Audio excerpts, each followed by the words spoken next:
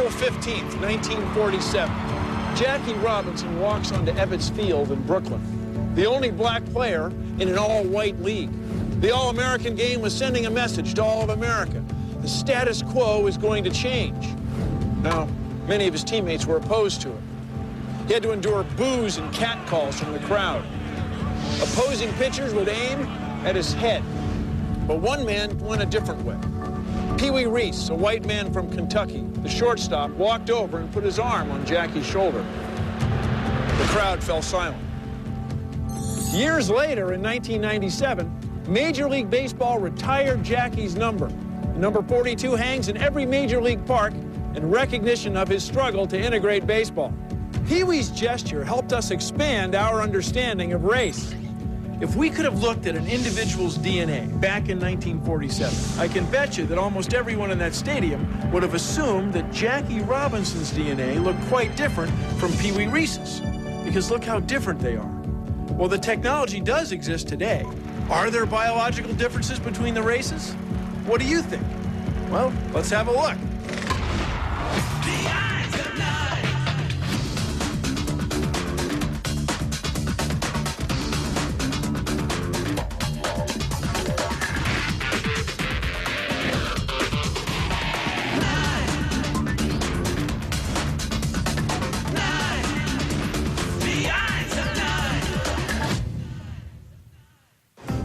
For the last 200 years, people have tried to find a biological basis for race. Facial angles, skull size, eye shape, hair form, even brain color were scrutinized looking for some fundamental difference between the races. Well, throughout the last couple of centuries, people have used this sort of race science to justify things like genocide, slavery, and the European Holocaust. But now, at the beginning of the 21st century, we've been able to map the molecule of our genes. And it turns out we're way more alike than we are different. We members of the human race are 99.9% exactly the same. It's in our DNA. I'll prove it to you.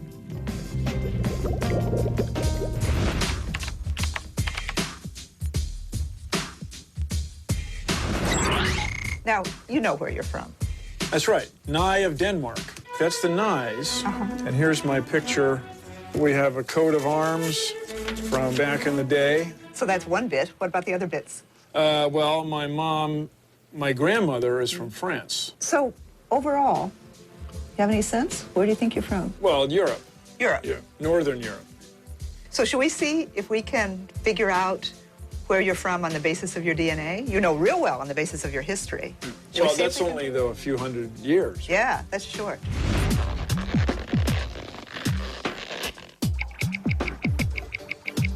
So what we're doing is drawing some of my blood so we can get the DNA and sequence it.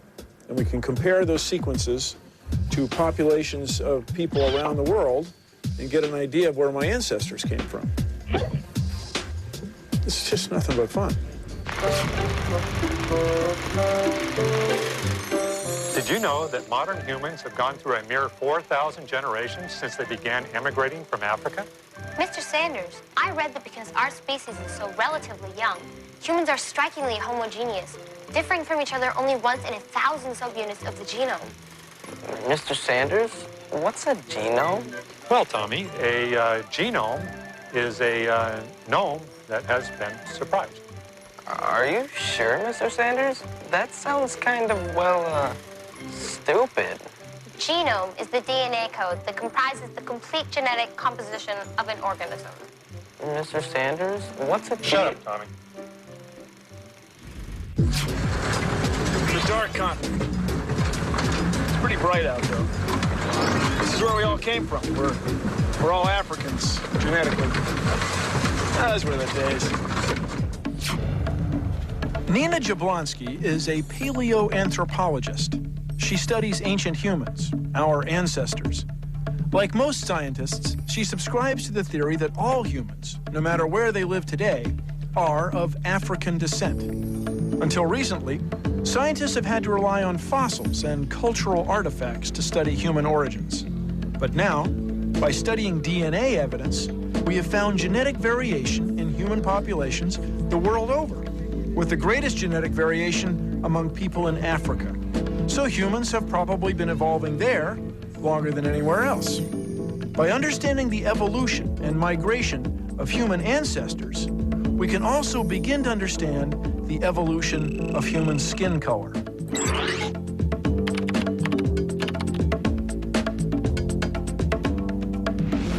When we think about what our most ancient skin color was of the common ancestor of humans and our nearest ape relative, the chimpanzee, what we conclude is that actually our most ancient skin color was very pale, but covered with dark hair.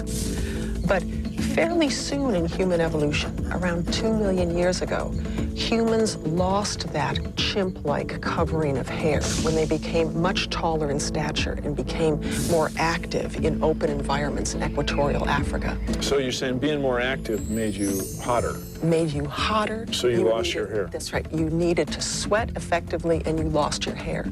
But as soon as you had a naked, sweating skin, you had to do something to protect it. And at that time, we theorized that humans became very darkly pigmented. Based on DNA evidence, most scientists agree that humans started out here in Africa about 150,000 years ago. And people get restless. Maybe there were disputes, the neighbor kids playing their drums all night. Whatever. They started to move. And the first migration was about 80,000 years ago. There's about 4,000 generations. And people went this way. Here, Mesopotamia. People stayed here for a while, about 50,000 years. And then they started to spread all over Eurasia. And during one of the ice ages, people could make the leap across the Bering Strait and colonize the New World. Now, our ancestors back in Africa were clever. They were smart. The other animals in their ecosystem couldn't just change habitats, but the humans could. So in just a blink of an eye, in evolutionary terms, humans have colonized the whole world. Now, since we all have the same ancestors and we're all the same species, why do we look so different? This is a map that shows the relationship between the known skin colors of indigenous peoples of the world relative to ultraviolet radiation. The most ancient human populations of the old world have very, very dark skin here at the equator. Why would you ever lose your dark skin? You got dark skin, you're protected from the sun. That's right. So you go rambling, why would it ever change? That's right. It's a great adaptation to high levels of sunlight because the melanin pigment is a natural sunscreen that protects your skin and other organs from damage. Ultraviolet radiation is mostly harmful to organisms on Earth, but it turns out that if you have skin that is too dark, you can't do something else very important in your skin. And what's that? Which is to produce vitamin D in the skin. So the sunlight does something to chemicals that make us produce our own vitamin D. That's right. When ultraviolet B radiation, relatively short wavelength radiation, impinges on the skin, it penetrates and produces the precursor of vitamin D, and then the final stage of conversion to vitamin D is actually done in the kidneys by the body. Vitamin D is really important because it allows us to make use of the calcium that we ingest. Now, what do you need calcium for? Building a strong skeleton. Your mom always told you, drink your milk. Well, you have to have vitamin D in order to make use of the calcium in milk and other sources. It also helps to enhance the function of your immune system.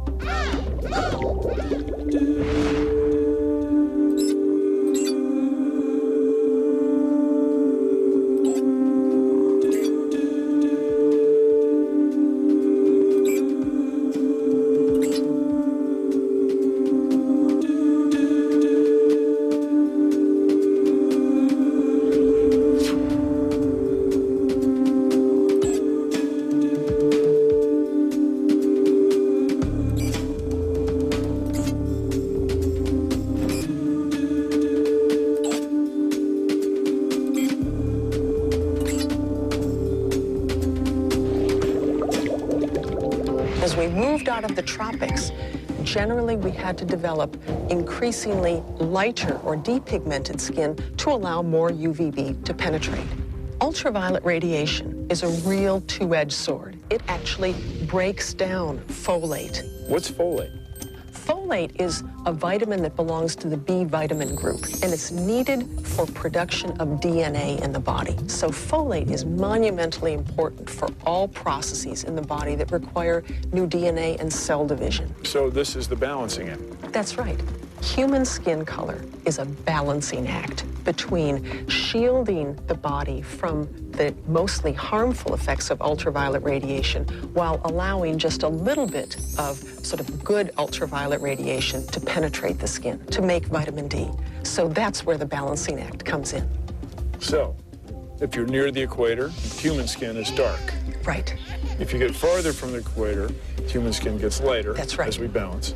But then when I look at this map, there's some unusual patterns. There are some interesting exceptions, and one of the most important exceptions is in the New World, especially in equatorial parts of Peru and the Andes and Chile.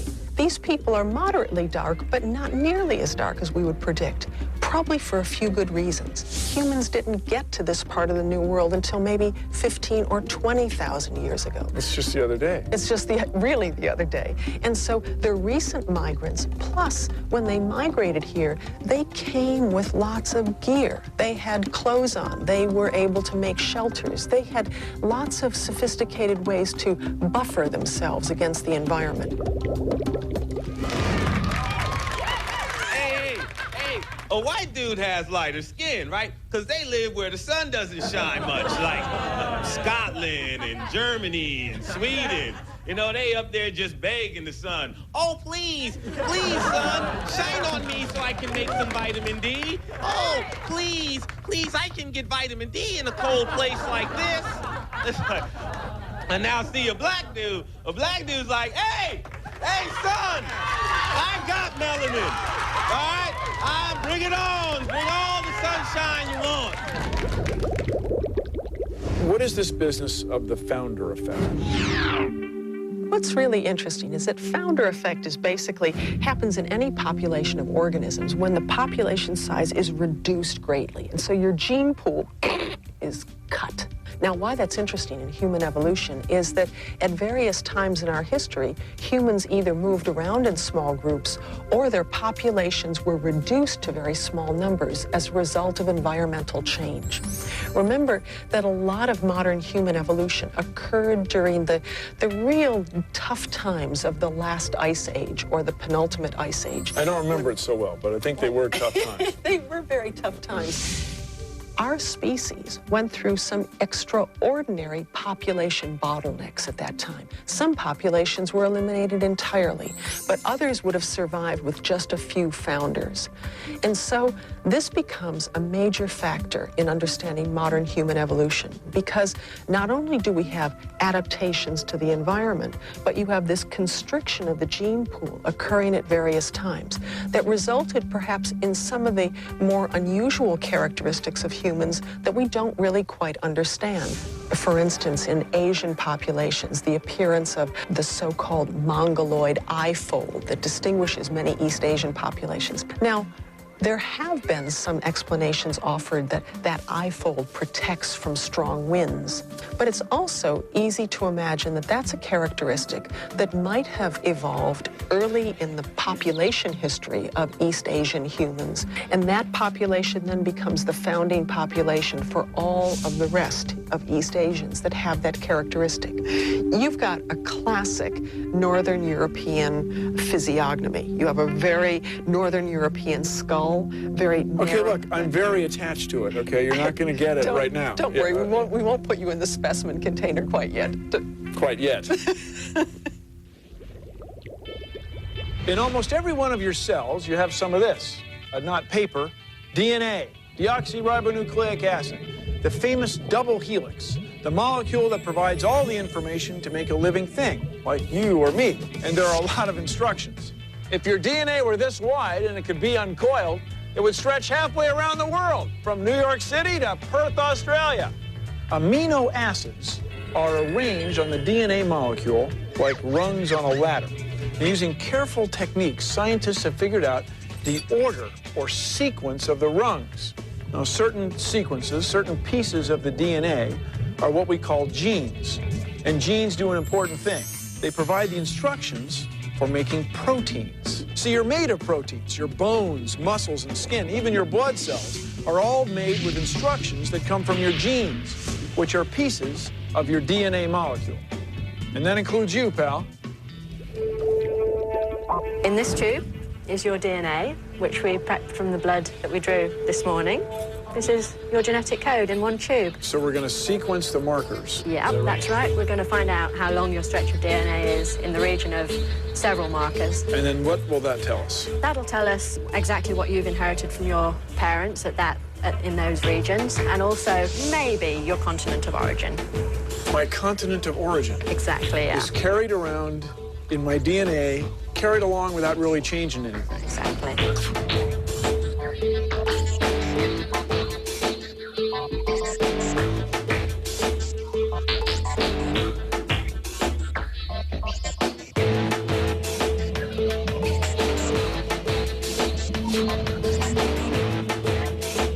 This is the sequencer. This is the sequencing machine, yeah. So the pieces of your DNA, which were amplified, are in this tray now, and I'm going to put them on this machine. This machine separates the DNA based on size, and then we can visualize it on the computer screen.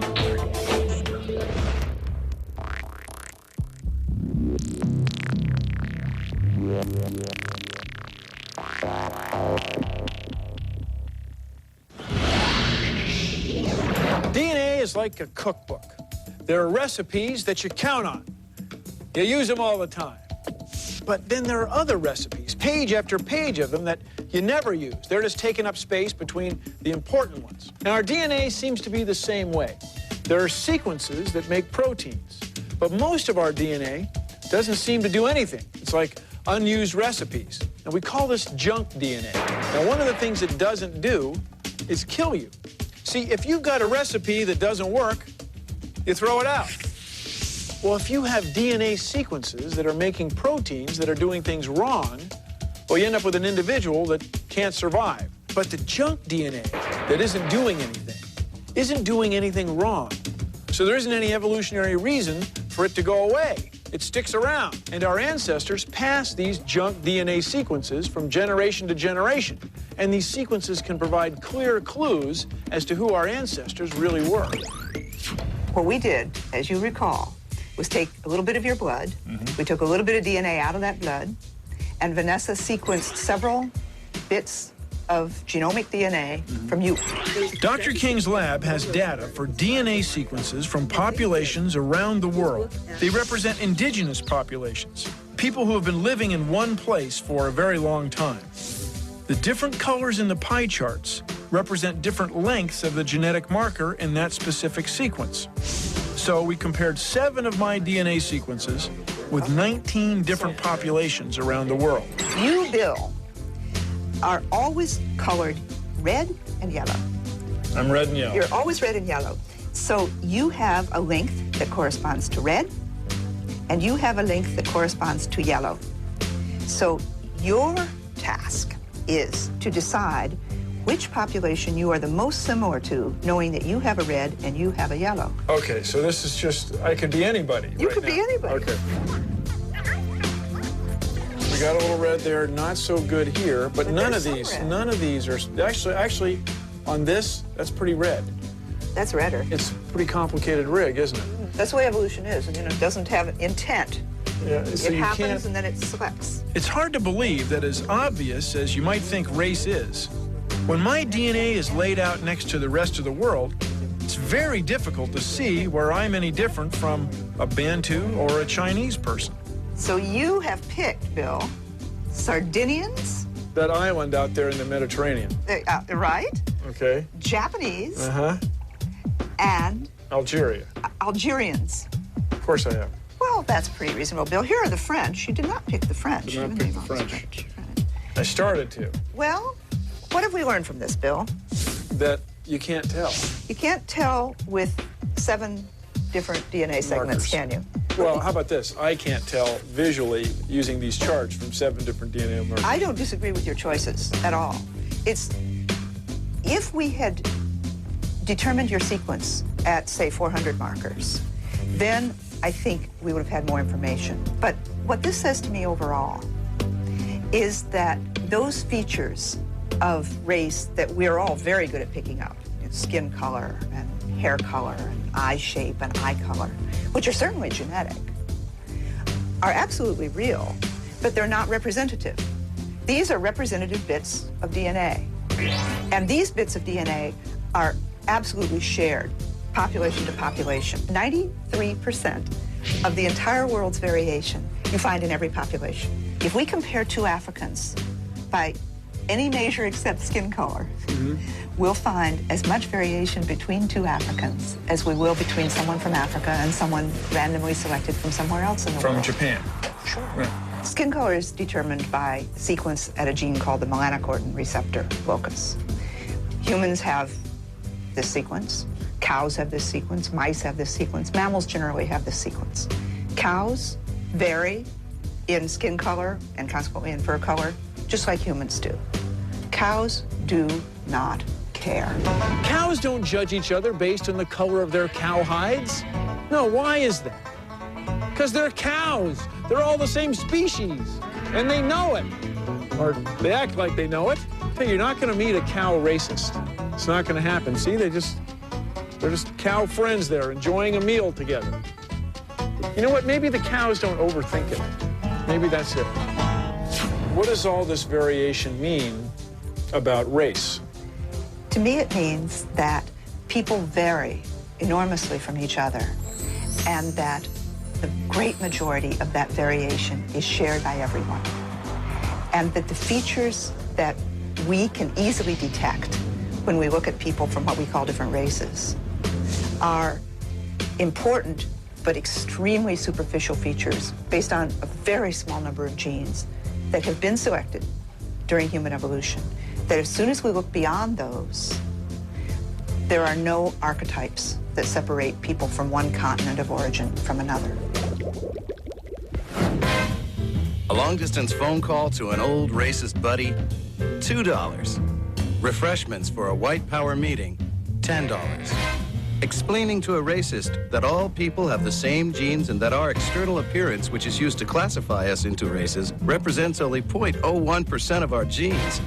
Priceless. Telling a racist that we all come from Africa, really great.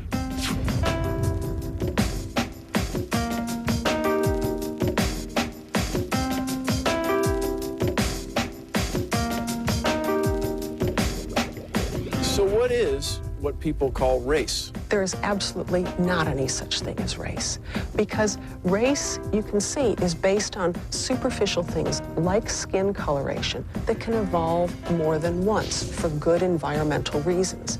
Race is a most unfortunate social construct. There's no biological basis to this whatsoever. Unfortunately, it has a basis in our cultural discrimination against other groups of people. And that varies from one country to another depending on its history. When you begin to understand this, like you begin to understand the evolution of skin color, all of a sudden, the fallacy of this concept becomes transparent. And you realize this is entirely meaningless. Jackie Robinson looked different from Pee Wee Reese, but they were both Brooklyn Dodgers. So if race isn't biologically determined, what is it? Well, the world used to be small. We were one tribe. Then the world got big. Our tribe spread out, ultraviolet light changed our skin, and we found things to fight about. Well, now it turns out we're still all the same. We're still one tribe, one race, the human race. See, race is a social construct, and it's something we can deconstruct if we choose to. See, the more we learn about each other, more we'll share, and the more we'll have in common. That's the way I see it, and I'll see you next time on The Eyes of Nye. Go around the world. The Eyes of Nye. The Eyes of Nye. We've covered a lot of ground, but it's just the tip of the iceberg. Check out eyesofnye.org for more cool science.